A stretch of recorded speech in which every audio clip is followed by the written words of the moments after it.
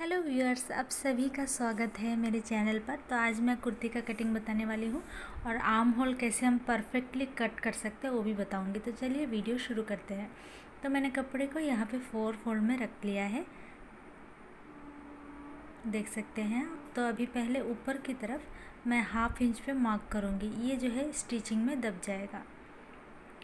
1/2 inch छोड़ने के बाद मैं अभी यहाँ से लेंथ का मेजर करूँगी। तो इस कुर्ती का लेंथ जो है 43 इंच है और उसके साथ मैंने 1.5 इंच एक्स्ट्रा लिया है फोल्डिंग के लिए। तो इस लाइन को भी सीधा कर लेंगे।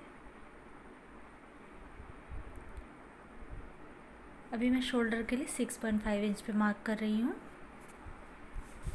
और आर्म होल के लिए भी मैं 6.5 इंच पे मार्क कर रही हूँ।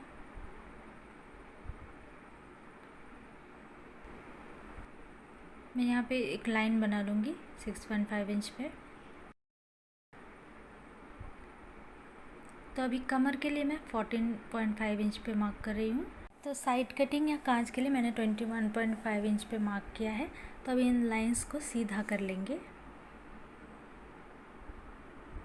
हमेशा जब भी हम सूट बनाते हैं आर्म होल में झोल आ जाता है, तो उसका कारण क्या है? तो कारण ये है कि हम लोअर बस्ट को मार्क नहीं करते, तो इसे भी मार्क करना बहुत ज़रूरी है। तो मैं इसके लिए जो आर्म होल का लाइन था वहाँ से मैंने 2.5 इंच नीचे की तरफ मार्क किया है।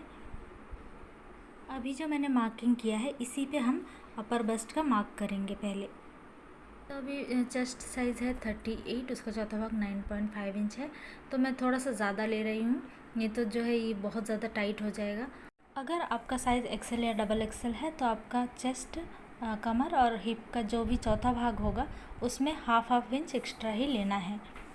यहाँ पे कमर 34 है, उसका चौथा भाग 8.5 इंच है, लेकिन मैंने हाफ इंच एक्स्ट्रा ही मार्क किया है। उसी तरह हिप में भी मैंने हाफ इंच एक्स्ट्रा ही मार्क किया है। इन लाइंस को जोड़ लेंगे।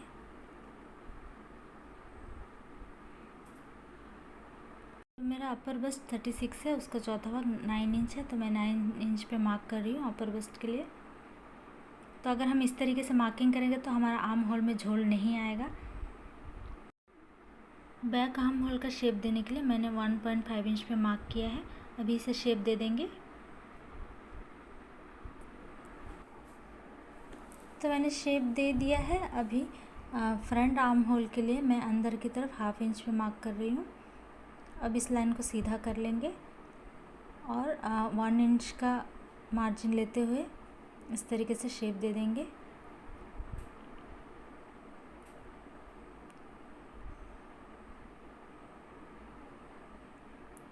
तो मैंने शेप दे दिया है।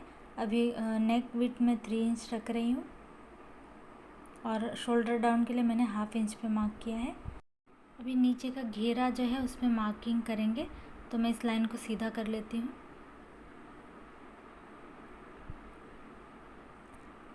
तो मेरा जो घेरा है वो 23 है, तो उसका हाफ 11.5 इंच आ रहा है। देखिए आप इस तरीके से टेप से नाप सकते हैं। तो मैं 11.5 इंच पे मार्क कर रही हूँ। अब इस लाइन को सीधा कर लेंगे।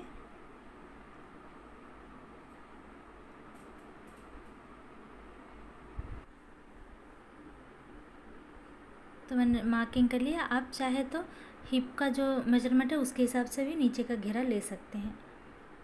अभी मैं नीचे की तरफ हाफ इंच पे शेप दे रही हूँ।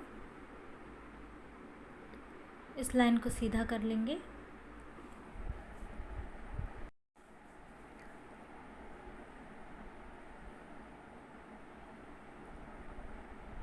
अगर हम नीचे की तरफ शेप नहीं देते तो सूट जो है बनने के बाद कोन ही निकलता है, इसीलिए ये शेप देना ज़रूरी है। मैं मार्जिन के लिए 1.5 इंच पे मार्क कर रही हूँ।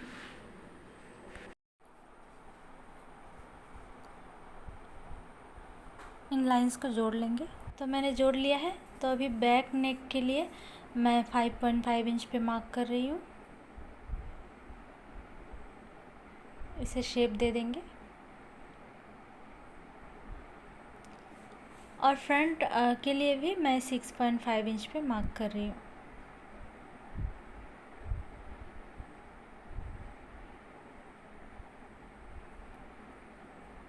तो हमारा मार्किंग अभी कंप्लीट है, तो अभी इसे कट कर लेंगे।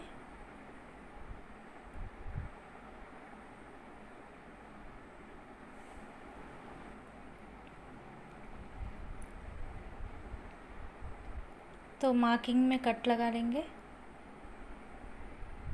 इस तरीके से।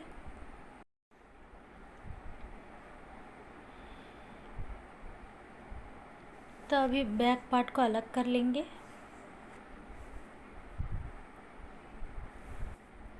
मैंने अलग कर लिया है। अभी फ्रंट आर्म होल को भी कट कर लेंगे।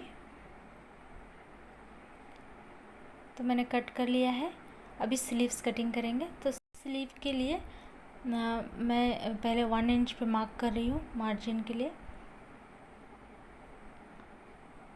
तो अभी यहाँ से मैं स्लीव का लेंथ ले रही हूँ 14.5 इंच। आर्म होल का गहराई देने के लिए मैं 3.5 इंच पे मार्क कर रही हूँ। तभी इन लाइंस को सीधा कर लेंगे। आप चाहे तो इस तरीके से अपना जो कुर्ती का कटिंग किया है उसे इस तरीके से रख के भी शेप दे सकते हो। तो मैं ऐसे ही दे रही हूँ, 1/2 इंच ऊपर की तरफ रख कर।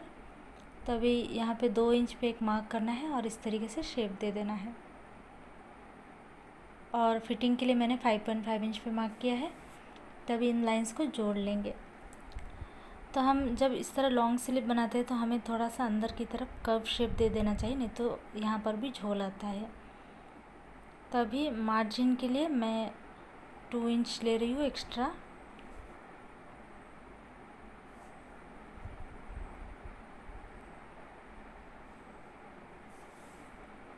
तो इस तरीके से हम स्लीव कट कर सकते हैं, लेकिन मैं पफ स्लीव बना रही हूँ तो मैं ऊपर की तरफ एक्स्ट्रा ले रही हूँ 4 इंच। और विड्थ के लिए 2.5 इंच पे मैंने मार्क किया है। तो अभी इस तरीके से मैं शेप दे दूँगी। तो अभी इसे कट कर लेंगे।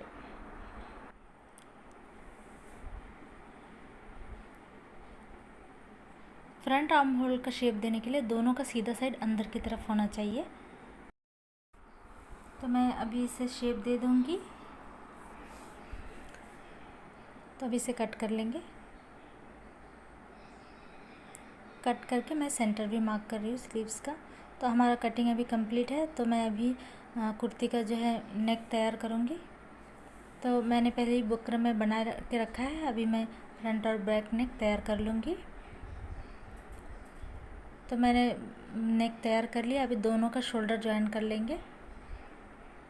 शोल्डर मैंने ज्वाइन कर लिया है। अभी मैं स्लीव्स रेडी करूँगी। तो स्लीव्स बनाने के लिए मैंने मैंने जो 4 इंच एक्स्ट्रा लिया था वहाँ पर मैंने 1 इंच पे मार्क कर लिया है। तो इस तरीके से मैं प्लेट डालकर पफ बना लूँगी।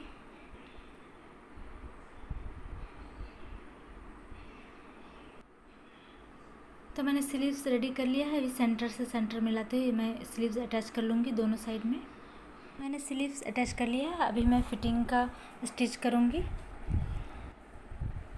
तो मैंने स्टिच कर लिया है। अब मैं साइड में भी स्टिच कर लूँगी। तो हमारा कुर्ती रेडी है। आप देख सकते हैं ये कुर्ती में बिल्कुल भी आर्म होल में झोल नहीं आएगा अगर आप इस तरीके से बनाएंगे। तो अगर आपको वीडियो अच्छा लगा तो वीडियो को लाइक करिए, शेयर करिए और मेरे चैनल को सब्सक्राइब करिए। Thanks for watching.